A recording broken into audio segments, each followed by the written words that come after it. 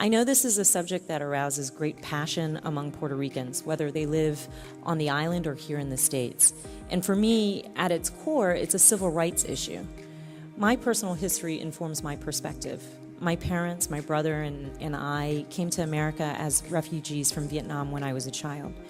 Our family fled a country where human rights and human dignity were not respected, and we were given a sanctuary by a country that, while not perfect, is devoted to the principles of democracy and justice.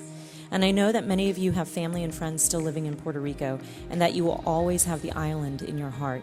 I just think it's morally wrong that U.S. citizens living in Puerto Rico can fight and die for our country in the armed forces, but cannot vote for their president and commander-in-chief. That is not the America I know and love. I also think that it's unjust that the people of Puerto Rico do not have 2 U.S. senators and 5 voting members of the U.S. House of Representatives who have the power to protect and promote the island's interests. And I think it's wrong that simply because Puerto Rico is a territory, the federal government can, and often does, treat Puerto Rico worse than the states under key economic and health programs. This unequal treatment harms the quality of life on the island and drives migration to the mainland. Floridians will always welcome Puerto Ricans to the Sunshine State because you contribute so much to our communities, our culture, and our economy. You make Florida a better and stronger place.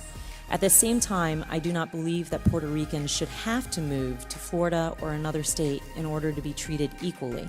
I think Puerto Ricans should be treated equally in Puerto Rico. And I think making Puerto Rico a state is the natural way for people to achieve genuine equality.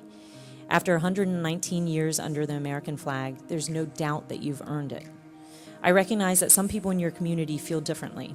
Like any large and energetic community, your views are diverse, not monolithic.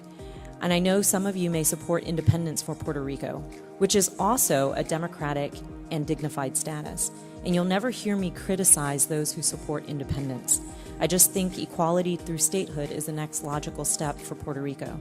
But I respect those who disagree with me.